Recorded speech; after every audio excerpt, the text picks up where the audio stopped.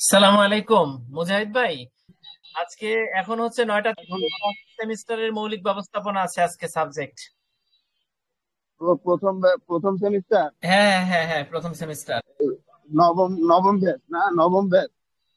হ্যাঁ, আপনি এই নবম ব্যাচ, ক্লাসরুমগুলোকে একটা 10ম ব্যাচ। মেসেজ দিয়ে দিতে পারেন না? একটা মেসেজ হ্যাঁ, দিয়ে শুরু মেসেজ করলে তো ভালো হয়। মেসেজ তো আসলে প্রতি শনি সোম বুধ আমাদের তো ব্যত্যয় না, ঘটে না। সেটা তো যেদিন বুঝলাম। আমরা নিতে পারি না আচ্ছা, সেদিন বলে দেই। ঠিক আছে, ঠিক আছে, ওকে, আসসালামু আলাইকুম। হ্যাঁ, ইনশাল্লাহ মেসেজ দেওয়া হবে।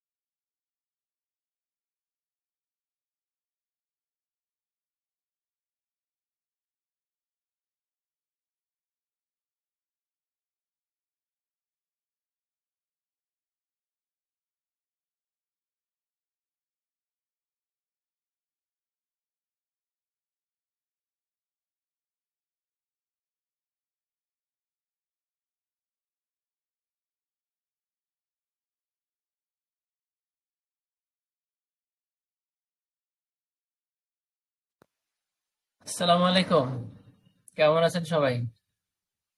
ওয়ালাইকুম আসসালাম ভাই, ভালো আছি তো ভাই। আমরা গতদিন 6 অধ্যায় পর্যন্ত পড়ছিলাম মনে হয়। জি ভাই, আজকে 7 তারিখ থেকে শুরু হবে পড়া।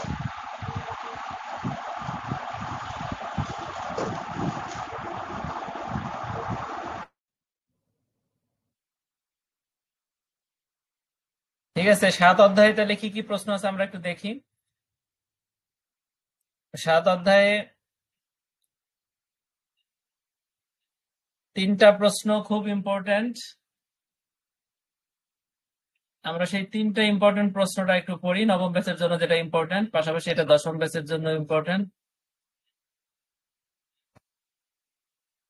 প্রথমেই আছে ব্যবস্থাপনায় আনুষ্ঠানিক সংগঠন কি কি হতে পারে। আমরা এটা একটু প্রশ্নটা পড়ি, দেখেন। ব্যবস্থাপনায় আনুষ্ঠানিক সংগঠন বলতে সেই সংগঠনকে বোঝায় যা নির্দিষ্ট কাঠামো, নীতি, নিয়ম এবং কর্তৃত্ব অনুসারে পরিচালিত হয়। অর্থাৎ নির্দিষ্ট নিয়ম অনুযায়ী রুলস ফলো করে যে বা আইন কানুন ফলো করে যে সংগঠনগুলো পরিচালিত হয় সেটা হচ্ছে আনুষ্ঠানিক সংগঠন। এটি মূলত পরিকল্পিত এবং সুসংগঠিত কাঠামোর মধ্যে কার্যক্রম পরিচালনার জন্য গঠিত হয়, যেখানে দায়িত্ব, কর্তব্য এবং সম্পর্ক স্পষ্টভাবে সংজ্ঞায়িত থাকে। ঠিক আছে, আনুষ্ঠানিক সংগঠনগুলো কি আমরা ভূমিকায় একটা সংজ্ঞা বুঝতে পারলাম। এবার এখানে বলছে আনুষ্ঠানিক সংগঠনের প্রকারভেদ বা ধরন। প্রথমে যদি দেখি রেখা সংগঠন এটা কি। এটা একটা সবচেয়ে প্রাচীন এবং সহজ একটা সংগঠন কাঠামো। যেমন একজন ঊর্ধ্বতন কর্মকর্তা উনি অধস্তনদের পরিচালনা করেন এবং আদেশ ঊর্ধ্বতন কর্মকর্তা কেবলই তার পরের কর্মকর্তাকে আদেশ দেন, উনি আবার তার পরের কর্মকর্তাকে দেন। এইভাবে আদেশটা ঊর্ধ্বতন স্তর থেকে একেবারে অধস্তন স্তর পর্যন্ত পর্যায়ক্রমে পৌঁছায়। এটা হচ্ছে একটা রেখা সংগঠন, ঠিক আছে। যেমন সামরিক বাহিনী, ছোট ব্যবসা বা ঐতিহ্যবাহী সংগঠনের ক্ষেত্রে এই রেখা সংগঠনটা বেশি দেখা যায়। তাহলে আমরা রেখা সংগঠন কি, আপনি চাইলে কালো বিন্দুতে ছোট ছোট পয়েন্টস আকারে বাক্য লিখতে পারেন তিনটা, অথবা এই তিনটাকে একত্রিত করে একটা প্যারাগ্রাফ বানাইতে পারেন, ঠিক আছে। আচ্ছা, এবার 2 নম্বরে এখানে 5টা সংগঠনের কথা বলা হয়েছে, এই সবগুলোই কিন্তু আনুষ্ঠানিক সংগঠন। আমরা 2 নম্বর সংগঠনটা যদি দেখি, 2 নম্বরটা হচ্ছে রেখা বা কর্মী সংগঠন, লাইন বা স্টাফ অর্গানাইজেশন। এটা কি দেখেন, রেখা সংগঠনের সাথে বিশেষজ্ঞ বা উপদেষ্টাদের যুক্ত করা হয়। ব্যবস্থাপকরা সিদ্ধান্ত গ্রহণ করেন আর বিশেষজ্ঞরা পরামর্শ দেন। তার মানে বিশেষজ্ঞরা কিন্তু সিদ্ধান্ত দেন না, নির্দেশনা দেন না, ওনারা পরামর্শ দেন এবং ওনাদের পরামর্শ অনুযায়ী পুরো সংগঠন পরিচালিত হয়। তবে ওনাদের পরামর্শ অনুযায়ী ব্যবস্থাপকরা নির্দেশনা দেন, সেই নির্দেশনাটা আবার রেখা সংগঠনের মতো করে, এই প্রথমটার মতো করে ঊর্ধ্বতন থেকে অধস্তন পর্যন্ত যেতে পারে, ঠিক আছে। ব্যবস্থাপকরা সিদ্ধান্ত গ্রহণ করেন আর বিশেষজ্ঞরা পরামর্শ দেন। বড় প্রতিষ্ঠান এবং বহুজাতিক কোম্পানিগুলোর ক্ষেত্রে এই ধরনের সংগঠন আছে, ঠিক আছে। আর প্রথমটা হচ্ছে সোজাসুজি ঊর্ধ্বতন থেকে অধস্তনের কাছে আদেশ নির্দেশ যাবে, এটা হচ্ছে রেখা সংগঠন। দ্বিতীয়টা হচ্ছে রেখা ও কর্মী সংগঠন, এটাকে একটু আলাদা করা হয়েছে কারণ এখানে উপদেষ্টা প্যানেল থাকে। 3 নম্বর আছে কার্যকরী সংগঠন। এখানে দেখেন এটা কাজ, এটা কাজের উপর ভিত্তি করে। এই সংগঠনগুলো কেমন, বিভিন্ন ভাগ থাকে, যেমন উৎপাদন বিভাগ, বিপণন বিভাগ, আর্থিক বিভাগ, মানব সম্পদ বিভাগ, ঠিক আছে। কাজের স্বকীয়তা এবং দক্ষতা অনুযায়ী বিভাগগুলোকে বিভিন্ন ভাগে বিভিন্ন কাজে বিভক্ত করা হয়। বিভিন্ন বিভাগের বিশেষজ্ঞ ব্যবস্থাপকরা তাদের নির্দিষ্ট কাজ করেন, অর্থাৎ প্রত্যেক বিভাগের কাজ করেন, নিজ নিজ বিভাগের জন্য তারা দায়ী থাকে, যদিও সমন্বয়ের বিষয়টা থাকে। এবং এক্সাম্পল হিসাবে আপনি এই যে কয়টা বিভাগের কথা আছে আমি একটু বড় করে দেই, উৎপাদন বিভাগ, বিপণন বিভাগ, আর্থিক এবং মানব সম্পদ বিভাগ, এই বিভাগগুলোর কথা নাম লিখবেন। এখানে কার্যকারী মানে হচ্ছে, কার্যকারী বলতে আমরা ইফেক্টিভ বুঝি, কিন্তু এখানে মূলত কার্যকারী বলতে আপনি ফাংশনাল বুঝবেন, অথবা মানে কাজের উপর ভিত্তি করে যে সংগঠনগুলো গড়ে ওঠে সেইটা। এখানে কার্যকারী শব্দটা আপনি একটু প্রয়োজনে কারেকশন করে নেন, অর্থাৎ কাজ ভিত্তিক সংগঠন, ঠিক আছে। 1, 2, 3। এরপরে 4 নম্বরে যদি দেখি প্রকল্প বা ম্যাট্রিক্স সংগঠন, এটা একটা জটিল এবং বহুমুখী সংগঠন, অনেক প্রকল্প, অনেক কাজ একটার সাথে একটা রিলেটেড থাকে, পারস্পরিক সমন্বয়ের ভিত্তিতে জটিল একটা সংগঠন পরিচালিত হয়, সেটা হচ্ছে প্রকল্প ভিত্তিক বা ম্যাট্রিক্স সংগঠন। জটিল এবং বহুমুখী প্রকল্প পরিচালনার জন্য এই ধরনের সংগঠন পরিচালিত হয়। আর একই সাথে দেখেন ম্যাট্রিক্স বা প্রকল্প জটিল কেন বলা হলো, এটা একই সাথে 2 ধরনের কাঠামো থাকে। একটা হচ্ছে রেখা, ওই যে ঊর্ধ্বতন থেকে অধস্তন যেটা প্রথমে পড়াইলাম, রেখা সংগঠন। আর এই ম্যাট্রিক্সে সেই রেখাটাও থাকে, আবার প্রকল্প ব্যবস্থাপনার বিষয়টাও থাকে। দেখেন প্রকল্পটা কিন্তু আলাদা একটা বিষয়, মানে একটা সংগঠনের সাময়িক সময়ের জন্য কোনো কাজ অথবা আলাদা একটা সাইট, ঠিক আছে। সেই প্রকল্পও থাকে, আবার একটা ঊর্ধ্বতন থেকে অধস্তন একটা স্বাভাবিক যে প্রাচীনতম কাঠামো সেটাও থাকে একই সাথে। আর এটা কি করে, আবার গবেষণা এবং উন্নয়ন করে, রিসার্চ এন্ড ডেভেলপমেন্ট। একই সাথে নির্মাণ এবং প্রযুক্তি ভিত্তিক কোম্পানিতে এগুলো ব্যবহৃত হয়। এই প্রকল্প বা ম্যাট্রিক্স সংগঠনটা কোথায় কোথায়, গবেষণা উন্নয়নে, আর একটা হচ্ছে নির্মাণ এবং প্রযুক্তি ভিত্তিক কোম্পানিতে।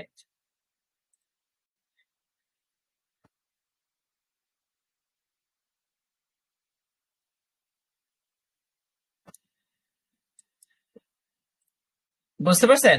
আচ্ছা, আরেকটা হচ্ছে কমিটি বা বোর্ড ভিত্তিক সংগঠন। দেখেন কমিটি বা বোর্ড ভিত্তিক সংগঠনটা কি, গুরুত্বপূর্ণ সিদ্ধান্ত গ্রহণের জন্য বিভিন্ন কমিটি বা বোর্ড গঠন করা হয়। আর একক ব্যক্তি এতে কোনো সিদ্ধান্ত নিতে পারেন না, বরং একাধিক ব্যক্তি সম্মিলিতভাবে একটা বোর্ড গঠন করে সিদ্ধান্ত নেন, এবং এটা সাধারণত বিশ্ববিদ্যালয়, সরকারি প্রতিষ্ঠান এবং অলাভজনক সংস্থায় ব্যবহৃত হয়। তাইলে আমরা কমিটি বা বোর্ড ভিত্তিক সংগঠনগুলো একটা দেখেন, প্রত্যেকটা 3টা কালো বিন্দু দিয়ে যেটা বাক্যগুলো লাস্টে কিন্তু আপনি উদাহরণ দিবেন প্রত্যেকটায়, মাঝে হচ্ছে সংজ্ঞা, কমিটিটা এই এই এই ধরনটা কি সেটা, আর তার মাঝের বাক্যে আপনি কিন্তু তার ডিটেলস টা একটু লিখে দিচ্ছেন, অর্থাৎ তিনটা বাক্য তিন ধরনের। ঠিক আছে, দেখেন এই যে এটি বড় প্রতিষ্ঠান বহুজাতিক কোম্পানিতে বেশি ব্যবহৃত হয়। এক্সাম্পল, রেখা সংগঠন কি সেটা। ঠিক আছে, এইভাবে আপনি মোট আনুষ্ঠানিক সংগঠনের প্রকারভেদ বা ধরন দিবেন 5টা। এই 5টায় এই যে তিনটা বাক্য আছে, এই তিনটা বাক্যকে আপনি একত্রিত করে একটা প্যারাগ্রাফ আকারে লিখতে পারেন।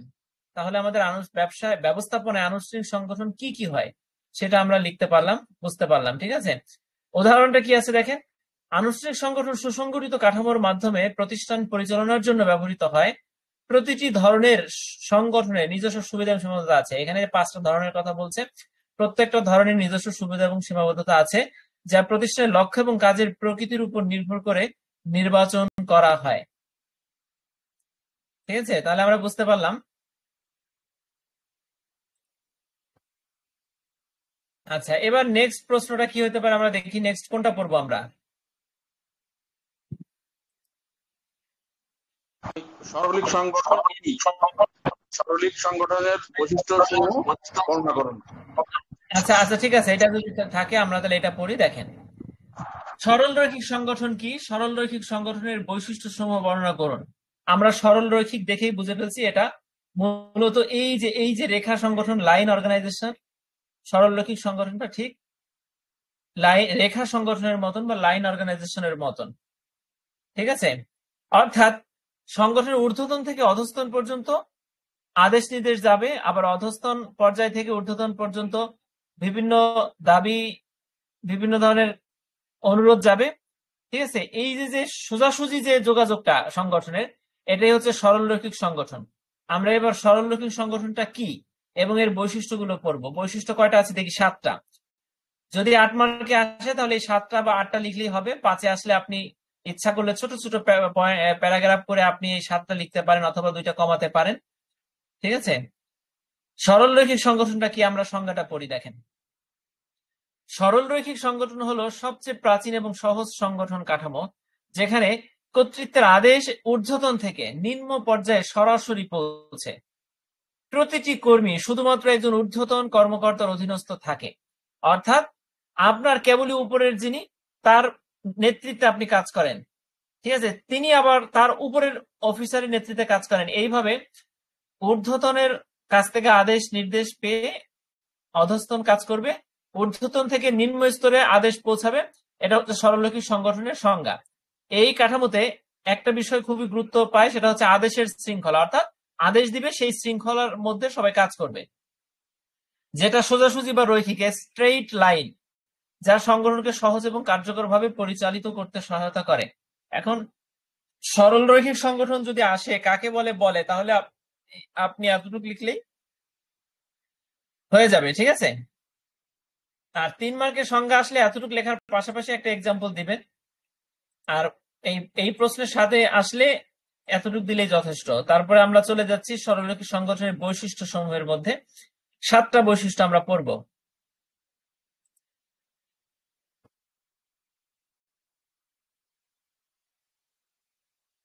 দেখেন, সরল ও সুস্পষ্ট কাঠামো। সরলরৈখিক সংগঠন খুবই সাধারণ এবং সুস্পষ্ট কাঠামোর উপর নির্ভরশীল।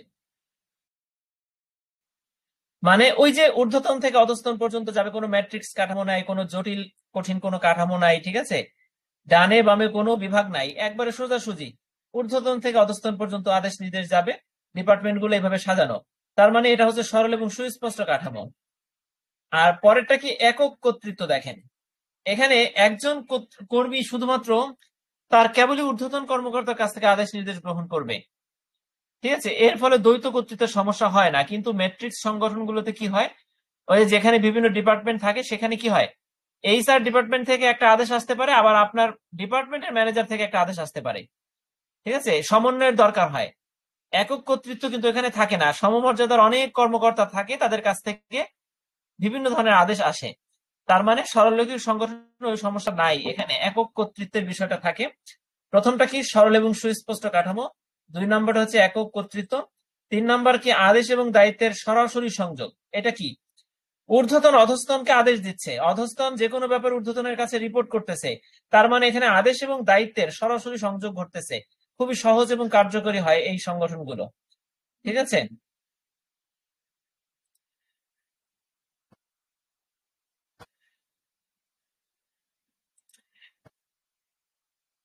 আচ্ছা, অল্পনা আপা, আজকে আমরা পড়তেছি হচ্ছে ফান্ডামেন্টাল অফ ম্যানেজমেন্ট, মৌলিক ব্যবস্থাপনা। বুঝতে পারছেন? কথা শোনা যাচ্ছে আপনি না নতুন, আলামিন ভাই? আপনাকে অনেক ধন্যবাদ।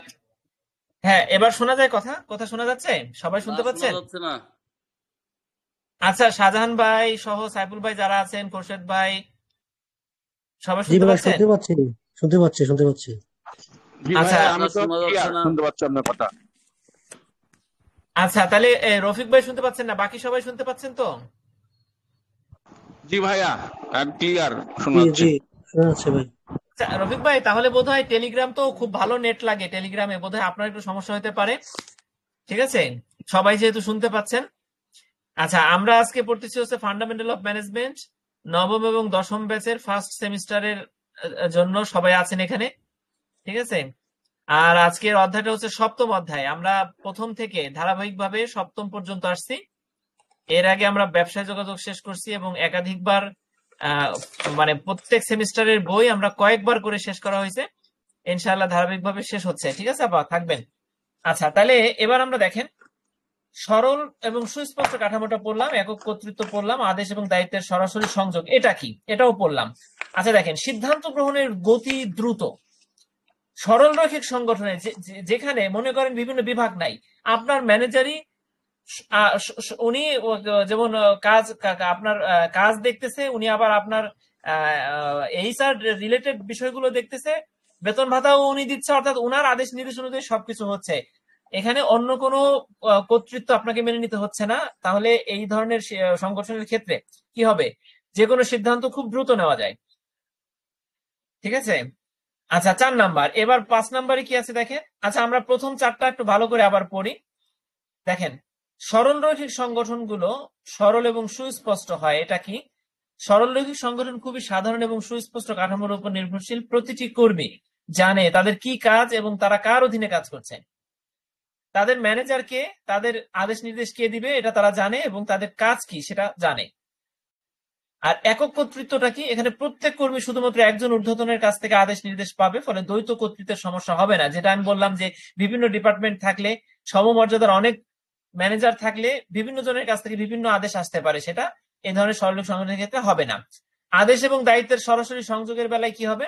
ঊর্ধ্বতন তার অধীনস্থদের আদেশ দিবে, অধীনস্থরা তার ঊর্ধ্বতনের কাছে রিপোর্ট করবে, ফলে এখানে যোগাযোগটা সরল রৈখিক হবে এবং এর ফলে কি হবে, সরাসরি সংযোগ স্থাপন করা যাবে। আর সিদ্ধান্ত গ্রহণের গতি দ্রুত হবে। এখানে একক কর্তৃপক্ষ থাকে, তাই সিদ্ধান্ত দ্রুত গৃহীত হয় এবং বাস্তবায়ন সহজ হয়। তাহলে প্রথম 4টা আমরা বুঝতে পারলাম। ঠিক আছে, পরের 3টা কি দেখেন। অধিক শৃঙ্খলা এবং নিয়ন্ত্রণ। যেহেতু কেবলই ঊর্ধ্বতন তার অধস্তনকে নিয়ন্ত্রণ করবে, আর অধস্তন কোনোভাবেই ঊর্ধ্বতনের আদেশ নির্দেশের বাইরে চলতে পারবে না, এই কারণে এতে অধিক শৃঙ্খলা এবং নিয়ন্ত্রণ খুব সহজে বা কঠোরভাবে নিয়ন্ত্রণ আরোপ করা যায় এবং পর্যবেক্ষণ করা যায় খুব ভালোভাবে। ঠিক আছে, 5 নাম্বারটা আমরা বুঝতে পারলাম। 6 নাম্বারটা আছে ব্যয়ের সাশ্রয়। এই কাঠামোতে যেহেতু বেশি ব্যবস্থাপক বা বিশেষজ্ঞ কর্মী প্রয়োজন হয় না, তাই ব্যয় কম হয় এবং সংগঠন পরিচালনা সহজ হয়। ঠিক আছে, যেমন এখন কোম্পানিগুলোতে কি হয়, এইচআর ডিপার্টমেন্ট থাকে, হেলথ এন্ড সেফটি থাকে, হ্যাঁ, এবং আরো ডিপার্টমেন্ট ওয়াইজ বিভিন্ন বিভাগের কর্মকর্তা কর্মচারী থাকেন। কাজেই আদেশটা কিন্তু বিভিন্ন পর্যায়ের সমন্বয়ের মাধ্যমে আসতে হয়, বিলম্ব হয়, ব্যয় হয়। ঠিক আছে, কিন্তু এই সরলরৈখিক সংগঠনের ক্ষেত্রে এত ডিপার্টমেন্ট থাকবে না এবং ব্যয়ও খুব বেশি হবে না। আচ্ছা, 7 নম্বরের বেলায় কি আছে দেখেন। ছোট এবং মাঝারি প্রতিষ্ঠানের জন্য উপযোগী। ছোট আকারের, মাঝারি আকারের ব্যবসা এবং প্রতিষ্ঠান পরিচালনার জন্য সরলরৈখিক সংগঠন উপযুক্ত, কারণ এটি সহজে নিয়ন্ত্রণযোগ্য, পরিচালনার ব্যয়ও অনেক কম। লাস্ট 3টা কি ছিল?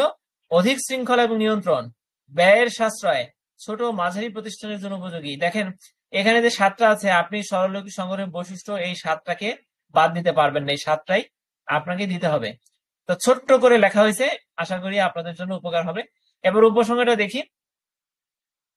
সরলরৈখিক সংগঠন কাঠামো সহজ, কার্যকর এবং শৃঙ্খলাপূর্ণ হলেও এটি বড় ও জটিল প্রতিষ্ঠানের জন্য সবসময় কার্যকর নাও হতে পারে, কারণ এটি নমনীয় নয় এবং বিশেষজ্ঞদের পরামর্শ গ্রহণের সুযোগ কম থাকে। ওই যে বিভিন্ন ডিপার্টমেন্ট থাকে না, কাজেই আপনি বিশেষজ্ঞ প্যানেল পাচ্ছেন না, বিশেষজ্ঞ ডিপার্টমেন্টের পরামর্শ নিতে পারছেন না আপনি। তবে ছোট এবং মাঝারি প্রতিষ্ঠানের জন্য এটা কিন্তু খুবই কার্যকর এবং জনপ্রিয়। ঠিক আছে, তাহলে এটা কিন্তু আপনাদের নবম ব্যাচের যারা আছেন তাদের জন্য ইম্পর্টেন্ট। নবম ব্যাচে যদি না আসে তাহলে দশম ব্যাচের জন্য এটা ইম্পর্টেন্ট। ঠিক আছে, ট্রিপল স্টার এই প্রশ্ন 2টা। আচ্ছা, এরপরে কোন প্রশ্নটা আছে?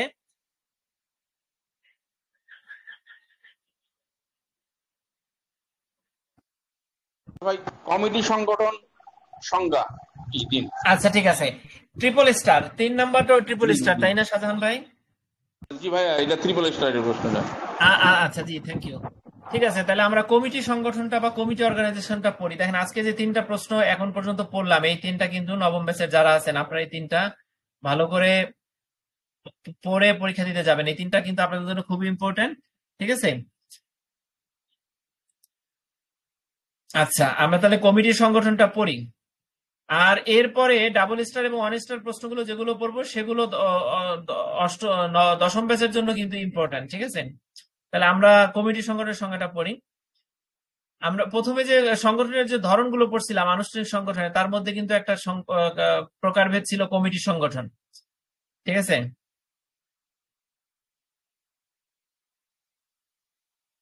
আচ্ছা এবার দেখি। কমিটি সংগঠন হলো একটি ব্যবস্থাপনা কাঠামো যেখানে বিভিন্ন সদস্যদের সমন্বয়ে একটি দল গঠন করা হয়, যাদের একটি নির্দিষ্ট উদ্দেশ্য বা কাজের জন্য একত্রিত করা হয়। এই কমিটি সাধারণত বিশেষজ্ঞ, অভিজ্ঞ এবং বিভিন্ন বিভাগের প্রতিনিধি নিয়ে গঠিত। দেখেন এখানে কি বলা হয়েছে, আপনার প্রথম বাক্যের মধ্যে কিন্তু সংজ্ঞাটা নাই, পুরোটা লেখার পরে সংজ্ঞাটা হবে। দেখেন এখানে বলছে কমিটি সংগঠন হলো একটি ব্যবস্থাপনা কাঠামো যেখানে বিভিন্ন সদস্যদের সমন্বয়ে বিভিন্ন দল গঠন করা হয়, যাদের একটি নির্দিষ্ট উদ্দেশ্য এবং কাজের জন্য একত্রিত করা হয়। মনে করেন এই কোম্পানিটা পরিচালনা করার জন্য তাদেরকে আনা হলো। এখন তারা এই মনে করেন আপনার এখানে দেখেন এই দ্বিতীয় বাক্যটা কি আছে, দেখেন এই কমিটি সাধারণত বিশেষজ্ঞ, অভিজ্ঞ এবং বিভিন্ন বিভাগের প্রতিনিধি গঠিত হবে। অর্থাৎ এই কমিটিতে যারা থাকবেন তাদের কিন্তু আলাদা আলাদা কমিটির সদস্য, তারা আলাদা আলাদা কাজ আছে তাদের। ঠিক আছে, তারা একটা নির্দিষ্ট সিদ্ধান্ত গ্রহণ, সমস্যা সমাধান বা পরিকল্পনা বাস্তবায়নের জন্য কাজ করতেছে। কমিটি একটি যৌথ সিদ্ধান্ত গ্রহণ প্রক্রিয়া ব্যবহার করে যেখানে সবাই মিলে পর্যালোচনা, আলোচনা এবং সিদ্ধান্ত গ্রহণ করে থাকে। অর্থাৎ আমরা কমিটির সংজ্ঞাটা কিন্তু বুঝতে পারলাম 3টা বাক্যের মাধ্যমে। এখানে কমিটি হচ্ছে বিশেষজ্ঞ, অভিজ্ঞ এবং বিভিন্ন বিভাগের প্রতিনিধি নিয়ে গঠিত হবে, যারা নির্দিষ্ট একটা সিদ্ধান্ত গ্রহণ এবং সমস্যা সমাধানের জন্য বা নির্দিষ্ট একটা পরিকল্পনা গ্রহণ ও বাস্তবায়নের জন্য কাজ করবে। সেটা হচ্ছে কমিটি। কমিটির মধ্যে বিভিন্ন বিভাগের সদস্য থাকতে পারে, কিন্তু এক একটা কমিটির দায়িত্ব এবং কাজ কি এক এক রকম।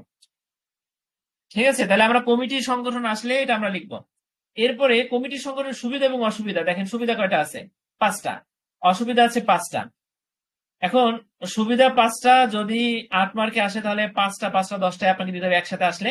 আর যদি শুধু কমিটি সংগঠনের সুবিধা আসে 8 মার্কে, তাহলে আপনি 5টার জায়গায়, তাহলে এই 5টা দিলেই হবে। তবে যেহেতু মার্কস 8, 5-এর জায়গায় আরো 2টা আপনি ঢোকাবেন। ঠিক আছে, সাধারণত এই প্রশ্নটা একসাথে আসে। ঠিক আছে, এজন্য একসাথে নোটে লেখা হয়েছে। কমিটি সংগঠনের সুবিধাগুলো যদি আমরা দেখি, 5টা সুবিধা। কি সুবিধা? প্রথম সুবিধা দেখেন, কমিটি সংগঠনে কমিটির সদস্যরা ব্যক্তি মানুষ হিসেবে তারা বিভিন্ন স্বাতন্ত্র বৈশিষ্ট্য তাদের মধ্যে আছে। ঠিক আছে, স্বতন্ত্র বৈশিষ্ট্য আছে তাদের মধ্যে। এই ব্যক্তি স্বাতন্ত্রতার কারণে তারা বিভিন্ন দৃষ্টিভঙ্গি এবং মতামত তাদের মধ্যে প্রতিফলিত হবে, এবং এর ফলে কি হবে, বিভিন্ন দৃষ্টিভঙ্গির একত্রীকরণ করা সম্ভব কমিটি সংগঠনে। ঠিক আছে, যেহেতু কমিটি সংগঠনে সাধারণত বিভিন্ন, যেমন মন্ত্রণালয়ের ক্ষেত্রে কি হয়, বিভিন্ন কমিটি থাকে এমপিদের। স্বাস্থ্য বিষয়ক যদি সংসদীয় কমিটি থাকে, এখানে কিন্তু বিভিন্ন স্বাস্থ্যমন্ত্রী থাকতে পারে, অথবা বিভিন্ন সংসদীয় অঞ্চলের এমপি থাকেন। তাহলে কি হয়, এখানে তাদের দৃষ্টিভঙ্গি, মতামত একত্রিত করার সুযোগ পান। ঠিক আছে, এটা কমিটি সংগঠনের একটা গুরুত্বপূর্ণ সুবিধা। ঠিক আছে, 2 নাম্বারটা আছে দেখেন সমস্যা সমাধান। যেহেতু কমিটির সদস্যরা একে অপরের পরিপূরক, মানে তারা একজন আর একজনের সাথে রিলেটেড হয়ে কাজ করবেন। ঠিক আছে, একটা সিদ্ধান্ত নিবেন বা একটা কাজের জন্য তারা একত্রিত হয়েছেন, তাই কি হবে, এখানে জটিল সমস্যাগুলো খুব দ্রুত সমাধান করা যাবে। কারণ কমিটি সংগঠন মানেই হচ্ছে তারা একই লক্ষ্য এবং উদ্দেশ্যের জন্য কাজ করবে। তাদের টার্গেট হচ্ছে যে কোনো একটা বিষয়ে সিদ্ধান্ত নেওয়া। ঠিক আছে, কাজের সমস্যা সমাধানটা তারা খুব দ্রুত নিতে পারবেন। আচ্ছা, উপযুক্ত দক্ষতার ব্যবহার। দেখেন কমিটি সংগঠন সাধারণত যে কমিটিগুলো করা হয় বিভিন্ন পৃথক পৃথক বিষয়ের জন্য, সেখানে বিশেষজ্ঞদের অংশগ্রহণ থাকে। ঠিক আছে, কাজেই তারা নিজেদের নিজ নিজ দক্ষতার প্রয়োগের মাধ্যমে যে কোনো বিষয়ে সিদ্ধান্ত নিতে পারেন, এবং কমিটির যে উদ্দেশ্য সেটার দ্রুত প্রতিফলন তারা ঘটাতে পারেন। ঠিক আছে, এটা একটা সুবিধা। তাহলে আমরা তিনটা সুবিধা বললাম। প্রথমটা কি, তারা বিভিন্ন দৃষ্টিভঙ্গির প্রয়োগ ঘটান, সমস্যার দ্রুত সমাধান করেন, দক্ষতার উপযুক্ত প্রয়োগ করেন বা উপযুক্ত দক্ষতার ব্যবহার তারা করেন। ঠিক আছে, এবার 4 নাম্বারটা কি দেখি আমরা, সম্পৃক্ততা এবং সমর্থন। দেখেন কমিটির সাধারণত দল ভিত্তিক কাজ করে, কাজেই দলের সদস্যরা একে অপরের সাথে সম্পৃক্ত থাকে এবং একে অপরকে সমর্থন করে, তারা বিচ্ছিন্ন কেউ নন। ঠিক আছে, এই জন্য কমিটি করলে সম্পৃক্ততা এবং সমর্থনের মাধ্যমে খুব দ্রুত কাজ করা যাবে, কাজের গতি এবং মান ভালো হবে। আমরা 5 নাম্বারটা যদি দেখি, সাংগঠনিক সম্পর্কের উন্নতি। দেখেন কমিটি সংগঠন বিভিন্ন বিভাগের মধ্যে সম্পৃক্ত স্থাপন করতে সহায়ক করে, মানে একটা কমিটি বিভিন্ন বিভাগের কাজের মধ্যে সমন্বয় করতে পারে। ঠিক আছে, যা ভবিষ্যতে কার্যকর দলগত কাজের পরিবেশ সৃষ্টি করে কমিটিগুলো। ঠিক আছে, সাংগঠনিক সম্পর্কের উন্নতি ঘটে। এক কথায় কমিটির সাংগঠনিক সম্পর্কের উন্নতি ঘটে। কিভাবে ঘটে?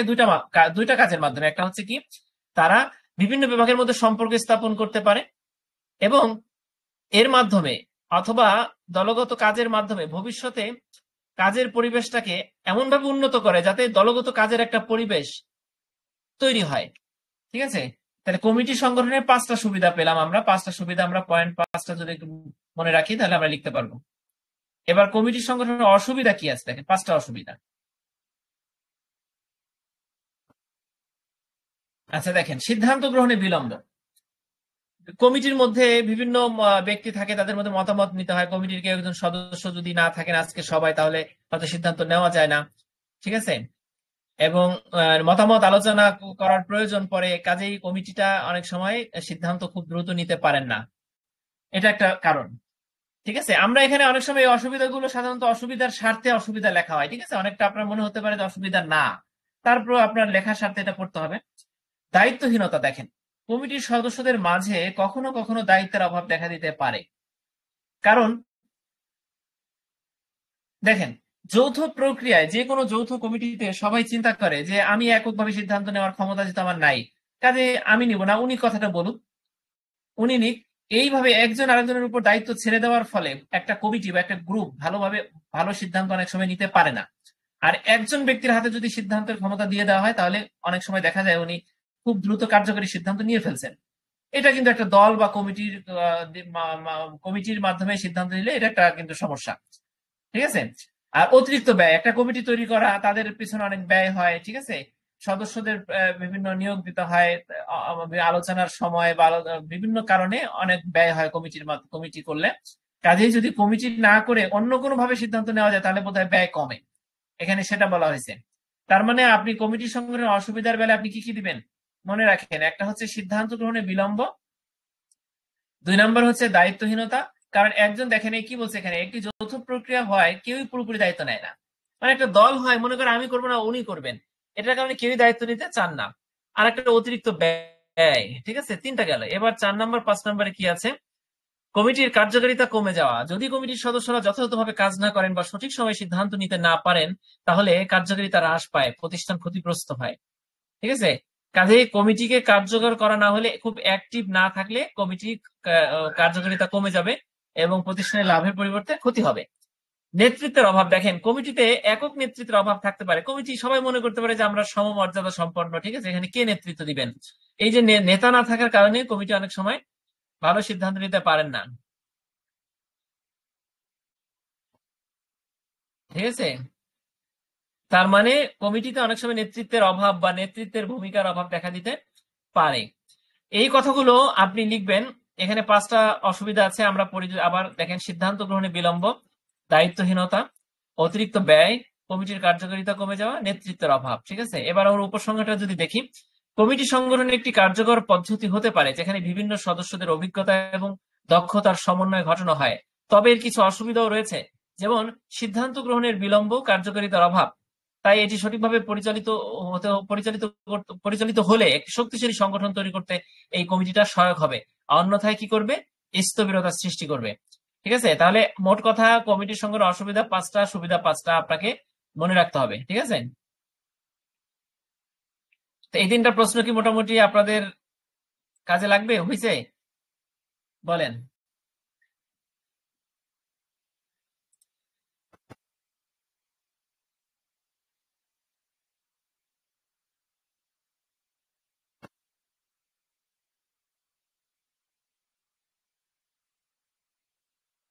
আচ্ছা, এর পরের ক্লাসে আমরা এই অধ্যায়ের বাকি 3টা প্রশ্ন পড়ে আমরা কিন্তু এই অধ্যায়টা শেষ করব 7। এরপরে আপনাদের বলে রাখি আর আছে 2টা অধ্যায়, 7 শেষ হলে 8, 9 2টা অধ্যায় আছে, ঠিক আছে? তা আমরা 7 শেষের পরে বাকি 2টা অধ্যায় শেষ করব। শেষ করার পরে আমরা অন্য একটা সাবজেক্টে যাব। তবে মৌলিক ব্যবস্থাপনায় কিছু বিষয় কিন্তু বাদ থেকে যায়, ঠিক আছে? এটা আপনাদের খুবই গুরুত্ব দিয়ে মনে রাখতে হবে। সেটা হচ্ছে আপনারা স্ক্রিনে দেখতে পাচ্ছেন বোধহয়, দেখেন, দেখা যায়? স্ক্রিনে দেখা যাচ্ছে না বোধহয়। সাজেশন যাদের কাছে আছে তারা বোধহয় দেখতে পাচ্ছেন যে নতুন বইয়ের আলোকে এক নজরে দেখিয়ে দিন একটা অংশ আছে। এখানে যদি আপনাদের প্রশ্ন নবম অথবা দশম ব্যাচের প্রশ্ন যদি নতুন বইয়ের আলোকে হয় মৌলিক এবং মানব সম্পদে, তাহলে কিন্তু আপনাদের এই বিগত বছরে আসা ইম্পর্টেন্ট প্রশ্নগুলো পড়লেই হবে না। বিগত বছরে আসে না এরকম কিছু প্রশ্ন আমাদের পড়তে হবে মৌলিক এবং মানব সম্পদে, ঠিক আছে? সেই প্রশ্নগুলো আমরা পড়বো।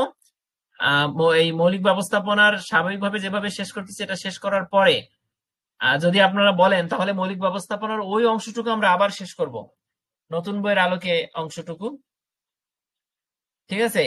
তারপরে আমরা অন্য একটা সাবজেক্টে যাব, সেটা পরিসংখ্যান হতে পারে, সাংগঠনিক আচরণ হতে পারে, ঠিক আছে?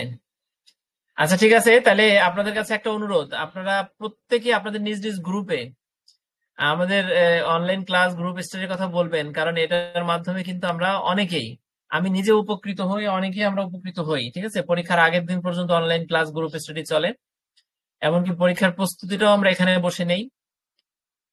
যারা অষ্টম ব্যাচের সাথে ছিলেন বলতে পারবেন, শাহজাহান ভাই বলতে পারবেন, হাজার আপাও আমাদের সাথে থাকতেন, জি ভাই, জি জি, একবারে মানে ঠিক না? সারাক্ষণ ক্লাস হয়েছে, কয়েকবার বসে বসে ক্লাস হয়েছে।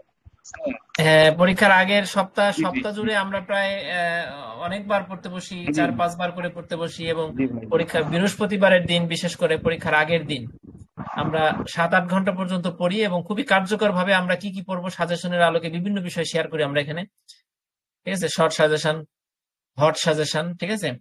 যাই হোক, আর 10টা থেকে উচ্চতর হিসাব বিজ্ঞান ক্লাস আছে। আজকে আমরা উচ্চতর হিসাব বিজ্ঞানের 2য় অধ্যায় শেষ করব, এবং 2য় অধ্যায় শেষ করার পরে আমাদের পরিকল্পনা হচ্ছে আমরা কার্য ব্যবস্থাপনাটা পড়বো, কারণ ওটার বই নাই, ঠিক আছে? এই জন্য ওই বইটা আমরা একটু পড়তে চাচ্ছি। এখানে যেহেতু উচ্চতর হিসাব বিজ্ঞান 2টা শেষ করছি, কার্য ব্যবস্থাপনার 2টা শেষ করব, এরপর আবার প্রয়োজন উচ্চতর হিসাব বিজ্ঞানে আসবো, ঠিক আছে? তা আপনারা যারা নবম ব্যাচের আছেন তারা কিন্তু সেকেন্ড সেমিস্টারের ক্লাস শুরু হয়ে গেছে, তাদের তাদের পরীক্ষার প্রস্তুতি সেকেন্ড সেমিস্টারও পড়তে হবে টুকটাক, ঠিক আছে? কাজে আপনারা 10টার আমাদের সময় থাকার কার্য চেষ্টা করবেন। ব্যবস্থাপনার একটা বইয়ের নাম দিছে আমাদের ক্লাসে, ওই হ্যাঁ, গ্রন্থ কুটির প্রকাশনীর। হ্যাঁ, হ্যাঁ, ঠিক আছে। কার্য ব্যবস্থাপনা যে বইটা আপনাদের বিভিন্ন জায়গায় গ্রন্থ কুটিরে দেওয়া হচ্ছে সেটা মাস্টার্স প্রিলির গ্রন্থ কুটিরের বই, আমার কাছে এই মুহূর্তে হাতে আছে এটা, ঠিক আছে? এটা হচ্ছে আপনার প্রায়, এটা আপনারা কিনছেন সবাই? না ভাই, কেনা হয় না, এটা ওই আমাদের আচ্ছা, স্যাররা এই বলছেন। এই আমি আমি ঠিক আছে, বইটা এটা বইটা কিনতে বলা হচ্ছে, এটা কিনবেন আপনারা, যদি কেউ বই কিনতে চান এটা কিনবেন। প্রায় 600 পৃষ্ঠা, ঠিক আছে? এখানে ওই ন্যাশনাল ইউনিভার্সিটির বইগুলো সাধারণত মানে বইয়ের আকার বড় করার জন্য, দাম বাড়ানোর জন্য এটার পরিধি বাড়ানো হয়, ঠিক আছে? অনেক বড় করা হয়। তো এখানে কিন্তু অতিরিক্ত অনেক বিষয় আছে, তা আপনারা পড়বেন হচ্ছে ওপেন ইউনিভার্সিটির সিলেবাসে যে অংশটুকু আছে শুধুমাত্র সেই অংশটুকু পড়বেন। তবে যেহেতু প্রশ্নগুলো তো ওই বই আলোকে হয় না, কাজেই আপনাকে অনেক কিছু চিন্তা ভাবনা করতে হবে ওই বই পড়ার ক্ষেত্রে, কারণ ওখানে অনেক প্রশ্ন আছে, এক একটা অধ্যায় প্রশ্ন আছে মিনিমাম 50-60টা করে, 40টা 30টা করে প্রশ্ন আছে, ঠিক আছে? এবং এক একটা চ্যাপ্টারের পরিধি অনেক বড়, কাজেই ওই সব প্রস্তুতি নিতে পারবেন না। আর আমাদের ওপেন ইউনিভার্সিটির বইগুলো তো ছোট, এবং ওই বইগুলো থেকে যা পড়ি ওখান থেকে তো প্রশ্ন হয়, কাজে এটা একটা সুবিধা, এটার ক্ষেত্রে একটু অসুবিধা হবে, ঠিক আছে? তা না, আমি বিভিন্ন ক্লাসে বিষয়, বলে দিছে, বুঝছেন আলামিন ভাই, হ্যাঁ, হ্যাঁ, হ্যাঁ, হ্যাঁ, কোন কোন টপিকস হ্যাঁ, পড়তে হবে ক্লাসে লিখে দিছে আমাদের। হ্যাঁ, ওই ক্লাসে যে টপিকগুলোর কথা বলছে, অথবা ওপেন হুম। ইউনিভার্সিটির যে সিলেবাসটা আছে, আপনার সিলেবাসটা আমি গ্রুপে শেয়ার করছি, দেখছেন বোধহয় বিকালে, ওই সিলেবাসের টপিকগুলো আপনারা পড়বেন, ঠিক আছে? তাহলে ওই টপিকের থেকে আসবে। আরেকটা বিষয় বলে রাখি, সিলেবাসের যে টপিক, মনে করেন টপিকটা যদি হয়, আমি একটু বলি, যেমন উৎপাদন ক্ষমতা। দেখুন, আমরা যদি উৎপাদন ক্ষমতা সিলেবাসের একটা অংশ হয়, তাহলে আমরা উৎপাদন ক্ষমতা কাকে বলে, প্রকারভেদ, ভূমিকা পড়লাম। কিন্তু দেখা গেছে যে উৎপাদন ক্ষমতার মধ্যে এমন একটা বিষয় আছে যেটা উৎপাদন ক্ষমতা দুটো শব্দের মাধ্যমে আমরা বুঝতেছি না, ওই বিষয়টা পরীক্ষায় চলে আসছে। উৎপাদন ক্ষমতার মনে করেন কোনো একটা সূত্র, কোনো একটা মডেল, কিন্তু সেটা কিন্তু উৎপাদন ক্ষমতায় দুইটা শব্দের মধ্যে নাই। কাজে আপনাকে বুঝতে হবে উৎপাদন ক্ষমতার মধ্যে কি কি, কোন কোন বিষয়গুলো বিভিন্ন সময় আসছে, কোন কোন বিষয়গুলো সাধারণত আসছে, সেটা মাথায় রাখবেন। ঠিক আছে? তা আমি যে সাজেশনটা তৈরি করছি ওই বিষয়গুলো মাথায় রেখে করা হয়েছে। আর কার্য ব্যবস্থাপনার একটা বই প্লাস হ্যান্ড নোট, দুইটা সমন্বয়ে মানে একটা বই বলতে পারেন, বই লিখছি অথবা বলতে পারেন হ্যান্ড নোট লিখছি, মানে দুইটারই কাজ হবে। ঠিক আছে? ওইটা ওপেন ইউনিভার্সিটির সিলেবাস, বিভিন্ন বিগত বছরের প্রশ্ন এবং আমাদের মেইন ক্যাম্পাসের স্যার যেটা দাগাই দিতেন ক্লাসের সময়, এই বিষয়গুলো মাথায় রেখে এটা করা হয়েছে। ঠিক আছে? আমরা ইনশাল্লাহ নেক্সট ক্লাস থেকে অর্থাৎ আগামী সোমবারে কার্য ব্যবস্থাপনা পড়বো ইনশাল্লাহ, সবাই থাকবেন। আর আজকে 10টা থেকে উচ্চতর হিসাবে সেখানেও থাকবেন। ঠিক আছে? আচ্ছা, তাহলে আপনারা একটু আপনাদের যারা আছে সহপাঠী বিভিন্ন গ্রুপে, আপনারা বলে একটু লোক আমাদের সাথে ইনক্লুড করার চেষ্টা করেন, কারণ অনেকেই কিন্তু এরকম একটা প্ল্যাটফর্ম চায় যারা কর্মজীবী। তা আমরা এটা একটু সবার কাছে পৌঁছায় দিব। ঠিক আছে? তা কেউ কিছু বলবেন নাকি রেখে দিব? জি ভাই, আজকে যে অধ্যায়টা 7 অধ্যায় পড়লাম, এখানে পুরাতন বইয়ের কিছু প্রশ্ন আছে যেটা আমাদের অ্যাসাইনমেন্টের নবম ব্যাচের জন্য আসছিল প্রথম সেমিস্টারের। এই প্রশ্নগুলো হ্যাঁ। আপনার অবশ্য আমাদের যে হ্যান্ড নোট পেয়েছি আমরা, এটা নাই। তাহলে এটা কিভাবে আমরা পড়বো, বইয়ে থেকে নাকি আপনি আমাদের একটু হেল্প করবেন, না কিভাবে কি করবো, এটা একটু আপনার জানার জন্য আর কি। ঠিক আছে, মানে পুরাতন বইতে নাই নাকি নতুন বইতে নাই? নতুন এটা বইয়ের তো আলোকে নাকি পুরাতন বইয়ের? এখানে পুরাতন বই ভাই, পুরাতন বই, এটা আমরা তো পুরাতন বই, তো যেমন অ্যাসাইনমেন্ট যে আসছিল আমাদের, এই পুরাতন বই থেকে আসছিল আর কি। যেমন আচ্ছা ঠিক আছে, আমি বলি শোনেন, অ্যাসাইনমেন্টের যে প্রশ্নগুলো সাধারণত আসে জি এই ভাই, পর্যন্ত আমি ঘাটাঘাটি করছি মোটামুটি অল্প কিছু, তাতে আমি দেখছি যে অ্যাসাইনমেন্টের কোনো প্রশ্ন জি জি পরীক্ষায় সাধারণত আসে না, আসলে 1%, 10% জি আসেই না বলতে গেলে। জি ঠিক আছে? এই জন্য অ্যাসাইনমেন্টের প্রশ্নগুলো, ওই অ্যাসাইনমেন্ট আপনারা করছেন না, ওখান থেকে পড়বেন। অ্যাসাইনমেন্টের প্রশ্নগুলো পড়তে চান, অ্যাসাইনমেন্টের কপি যদি কারো কাছে থাকে, জি জি ঠিক আছে, জি অথবা আপনাদের কপিগুলো আমার কাছে আছে, আপনারা চাইলে ওটা নিতে পারবেন, ওখান থেকে পড়বেন। আচ্ছা ঠিক জি, আছে? অ্যাসাইনমেন্টের বিষয়গুলো আসে না সাধারণত। আচ্ছা জি। আরেকটা ব্যাপার হচ্ছে আর আমাদের যে জন্য যেসব প্রশ্ন নোটে,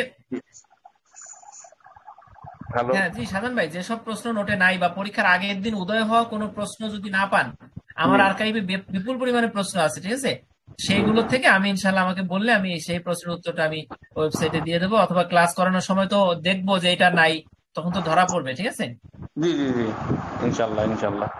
আর ভাই আমাদের হ্যাঁ জন্য হ্যাঁ হ্যাঁ, যেটা নাই সেটা আমরা ইনশাল্লাহ। আমাদের জন্য যে এবার নোট তৈরি করবেন, যখন একটা পৃষ্ঠার একদিকে লেখা আছে আর একদিকে মানে টাইপ করা নাই আর কি, এপি টুপি করলে আপনার আমাদের জায়গাটাও বাঁচলো, আর পৃষ্ঠাটাও কম, বইটা কম হলো আর কি।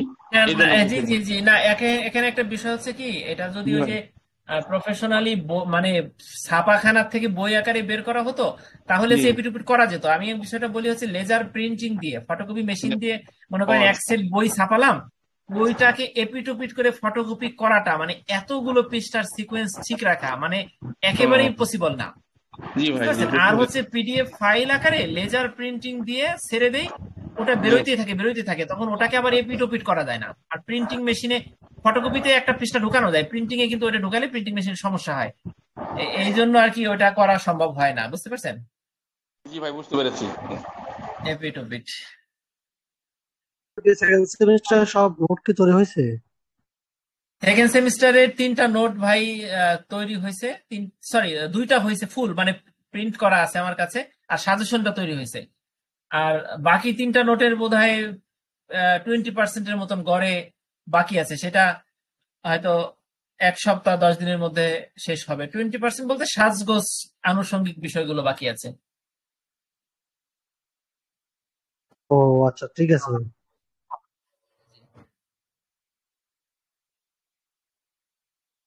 আচ্ছা ঠিক আছে খালেদ ভাই, থ্যাংক ইউ।